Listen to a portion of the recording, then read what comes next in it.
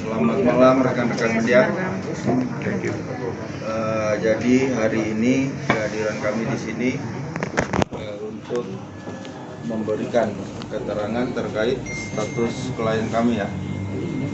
Mungkin ada yang mau ditanyakan? Ya, terkait status. Oh iya betul, bahwa klien kami sejak tanggal 12 Oktober 2021 telah ditetapkan sebagai tersangka oleh pihak Polres Depok.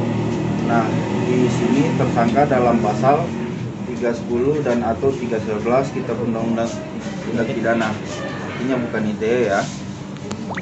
Nah, pada tanggal berapa itu kemarin kita itu ada pemeriksaan tersangka. Kita ke Polres Depok, dimintai keterangan dalam kapasitasnya klien saya ini sebagai tersangka. Kita komunikasi, ada hal-hal yang saya pertanyakan terkait penetapan tersangka ini, di mana menurut kami banyak kejanggalan, terkesan dipaksakan atau masih prematur. Salah satunya begini, di sini kan waktu klien kami itu membuat laporan polisi di Polsek Limo itu tidak menyebutkan terlapornya siapa. Artinya laporannya itu dalam proses lidik. Terus yang kedua, kalau mengacu sama itu kan artinya ya yang dicemarkan nama baiknya siapa. Begitu loh. Lain halnya terlapornya misalnya Okan Cornelius begitu ya kan. Di sana kan tidak ada terlapornya.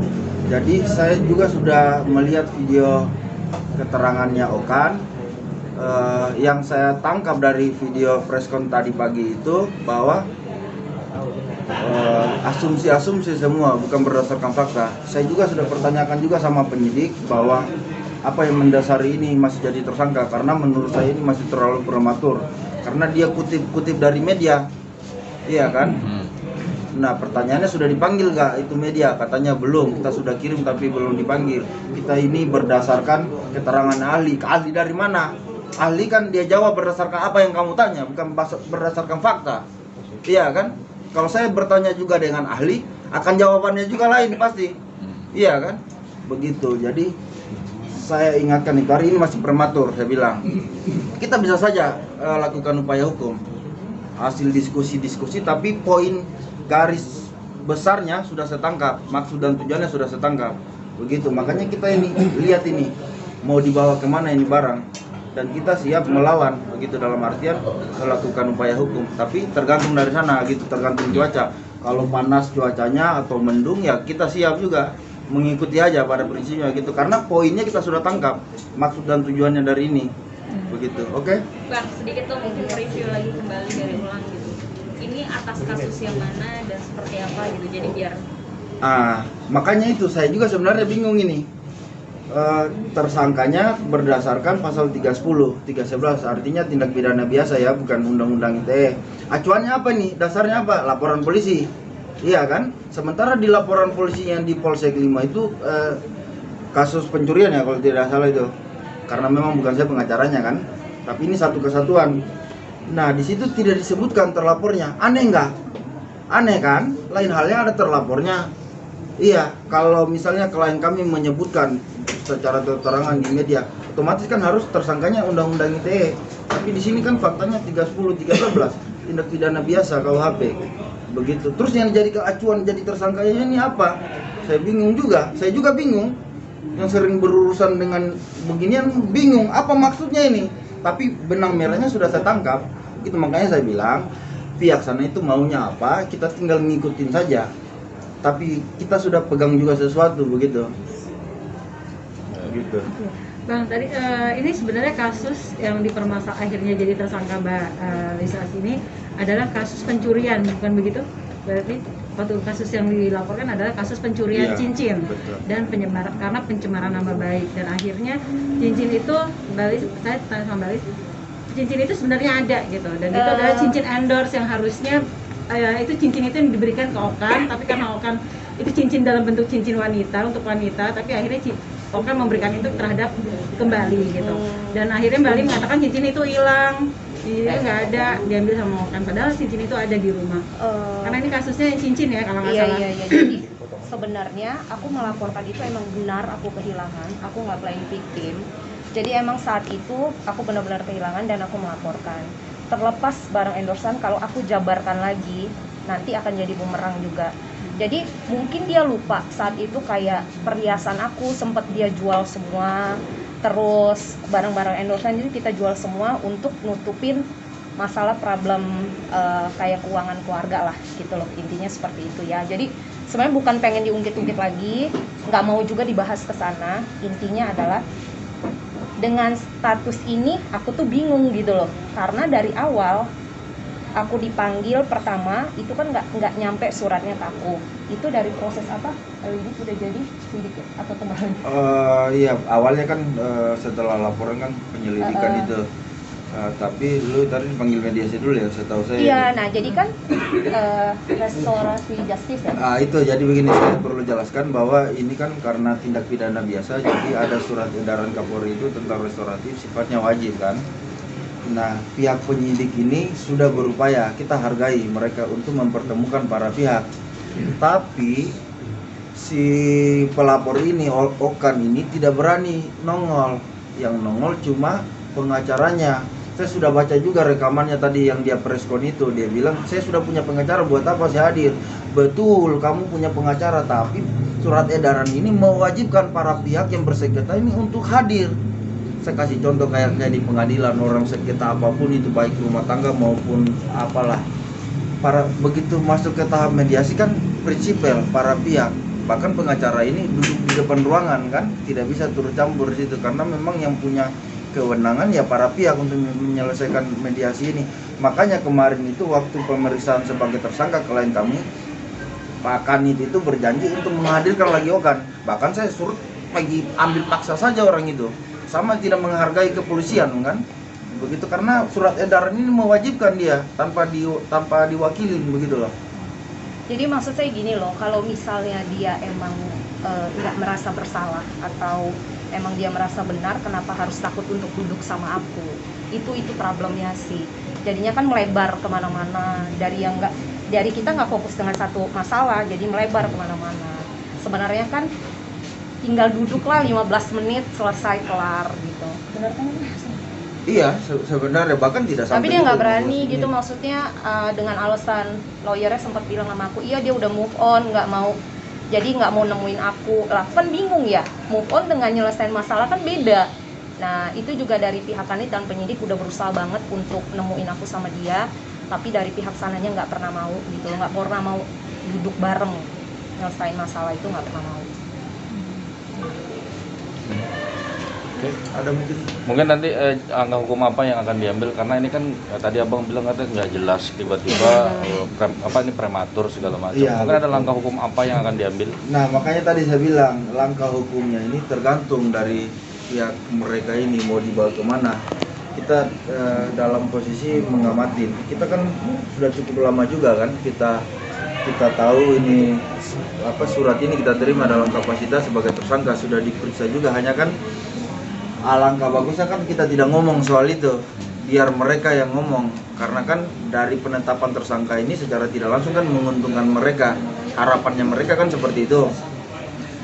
Nah dari hasil pertemuan pemeriksaan tersangka itu poinnya sudah saya dapat, makanya saya bilang tinggal nanti bagaimana ini maunya mereka. Saya bisa saja besok saya pra-peradilan kan, bisa saja lakukan upaya hukum seperti apa. Waktu saya tunggu di pengadilan juga bisa saja. Pertanyaannya P21 enggak ini barang? Iya kan? Kalau Mbak Lis ini menanggapi sebagai tersangka sendiri seperti apa? Karena dari awal itu menurut aku udah janggal banget sih. Dari panggilan pertama itu kan surat nggak nyampe ke aku, terus tiba-tiba aku dari lidik ke sidik. Oh iya, dari lidik langsung naik ke sidik. Aku kan bingung pas panggilan kedua. Nah pas panggilan Sudah kedua, tersangka. oh iya pas panggilan kedua itu aku mau pergi ke Turki itu ya ditahan, harus kasih BAP hari itu juga. Nah jadi aku sempat bingung, dan aku tuh udah yang itikat baik gitu loh. Oke duduk, masalah ini kan udah hampir 2 tahun ya Mbak Masya, maksudnya udah hampir 2 tahun, kenapa nggak mau duduk bareng sih gitu loh. Oke dalam rumah tangga misalnya kan namanya divorce, bercerai, pasti lu ada salah, gua ada salah gitu. Nggak mungkin kan gua semua yang salah gitu loh. Jadi aku tuh sudah jelaskan, dan penyidiknya itu cukup baik banget gitu loh. Oke mbak, iya ini kan bukan kasus pembunuhan, bukan kasus apapun, emang sebenar-benarnya harus begitu, dianya harus berani duduk bareng sama Mbak Li. Tapi saya juga udah capek mbak, udah ngomong hampir setiap panggilan itu, tapi dia selalu bilang nggak bisa, gue nggak bisa ketemu sama Li gini bla bla bla gitu. Sampai penyidiknya pun peragain gitu kan gayanya. Nah terus aku bingung, kalau emang dia merasa nggak bersalah dan dalam kasus yang aku laporkan, kenapa mesti takut gitu loh? Nggak mungkin lah, maksudnya dengan alasan gue lawyernya bilang sama aku udah move on Li, jadi dia nggak mau ketemu sama kamu. Lah kalau dibilang move on, gue juga udah move on gitu loh. Tapi kan ngomong masalah ini selesai, itu problemnya. Jadi makanya aku juga nggak ngerti sampai tiba-tiba nyampe dengan begini. Ada beberapa kejanggalan emang dari awal, dan aku pun udah ngikutin nih dari awal. Oke, aku nggak pakai lawyer, maksudnya supaya di sana pun mau duduk bareng sama aku, jadi aku pun nggak terlalu ngotot gitulah ya kan. Akhirnya ketika aku ditetapkan, ya mau nggak mau aku harus pakai pembela dong, karena itikat baik aku malah disalahgunain. Dengan status tersangka ini jadi ngebatasin mobilitasnya, apa nggak boleh keluar kota? Oh enggak. Jadi begini, karena tindak pidananya dia ini ancamannya di bawah 5 tahun, jadi tidak mensyaratkan untuk ditahan kan, tidak mensyaratkan untuk dia ditahan. Jadi ya memang tidak ada penahanan dalam kasus ini, karena memang di KUHP itu tidak mensyaratkan untuk ditahan, ancaman pidana di bawah 5 tahun. Wajib lapor kan bang? Enggak juga, wajib lapor juga tidak. Makanya saya bilang kita ngikutin aja ini arahnya mau kemana. Tapi kan Okan bilang tuh tahun depan ya mau close begitu kan. Close apa ya kan? Close the door atau apa. Jadi bingung juga, kita makin bingung kan. Kita baca ini kasus tersangkanya ini, atau targetnya cuma sampai di sini aja begitu. Iya kan, kalau kita sangkut-sangkut pautkan kan bisa saja kan. Artinya kalau memang ini barang kan ya tidak bisa langsung berhenti tahun depan ya. Kalau memang dimajukan ini barang kan mau tidak mau nanti kan dia hadir juga memberikan keterangan sebagai pelapor di pengadilan kan. Gitu. Jadi tidak bisa juga dia bilang, atau memang mau diakhiri begitu. Kalau mau diakhiri, ayo diakhiri baik-baik kan. Penyidik sudah buka ruang, dia bilang kemarin itu waktu penetapan tersangka itu dia akan panggil lagi Okan, dia maksimalkan itu. Harus dia yang ini tanpa diwakilin. Kita hargai itu niat baiknya. Jadi emang aku nunggu momen dia sampai benar-benar bisa duduk gitu face to face gitu sama aku. Jadi jangan disangkut pautkan dengan move on, jangan fokus aja sama masalah ini gitu loh. Kan laki-laki kan harus berani ya hadapin masalah, intinya itu sih. Bali. Oi. Dirugikan nggak sih dengan status tersangka ini? Ya iyalah ya, pasti dengan kayak gini aja, kayak anak aku, keluarga aku gitu kan, yang nggak tahu jelas gitu kan, pasti why mami kenapa nggak selesai gitu. Itu pasti ada. Kali mungkin sedikit ada nggak sih kayak dengan status ini ada kekhawatiran atau rasa takut Bali juga? Oh jujur ya, kalau khawatir aku nggak khawatir sama sekali dan nggak takut sama sekali, karena aku bukan yang paling victim ngada-ngada dengan laporan, dan aku juga melaporkan ya emang aku dirugikan gitu loh. Jadi aku melaporkan emang aku dirugikan dan emang aku kehilangan. Jadi nggak ada tuh aku playing victim istilahnya, oh barang aku nggak hilang terus aku bikin laporan, ya aku kurang kerjaan banget gitu kan mbak, kurang kerjaan banget sih. Bali, mungkin sedikit nih Bali, tadi sempat Mas Okan juga bilang bahwa Bali ada bukti chatnya dengan tim YouTube-nya dari Mas Okan. Bali banyak ancaman di situ. Itu mungkin Banyak seperti apa mengancam sih? akan membuat Okan hancur. hancur sehancur-hancurnya. Nah, jadi ini saya jelaskan karena kebetulan itu juga bukti itu dia jadikan salah satu alat bukti di dalam kasus ini. Tapi cuma sepotong aja itu. Dia itu kan omongannya itu panjang. Dalam konteks Jadi apa gini, sebenarnya kalau dibahas lagi mundur-mundur itu nggak akan selesai. dalam konteks apa saya ngomong seperti itu, dan apa tadi katanya intinya apa? Itu jadi kayak cuman aku juga disempet dikasih tahu sama penyidik, cuma sepenggal gitu. Penyidiknya pun nanya sama aku, ini pun aku sudah tanya loh Mbak Li sama Mas Okan, kenapa nggak ada kata-kata di atasnya.